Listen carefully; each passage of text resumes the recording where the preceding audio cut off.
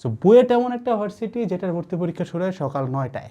এটা কি ডিফারেন্সটা ক্রিয়েট করে জানো? সেটা হচ্ছে ধরো তুমি জেনারেলি যদি রেগুলার ডে এরকম থাকে যে তুমি ধরো সকাল ঘুম থেকে উঠোই 9টার দিকে, হুট করে যেদিন বুয়েটের ভর্তি পরীক্ষা 10 জানুয়ারি, তুমি যদি ওই দিনই সকাল 9টাতে মানে তুমি ধরো ওই দিন আগে উঠছো, বাট সকাল 9টার সময় কিন্তু ইউজুয়ালি তোমার মাথায় ঘুম আসবে, তোমার চোখে ঘুম আসবে, কারণ অন্যদিন ওই টাইমে তোমার ব্রেনটা ঘুমাইতে অভ্যস্ত।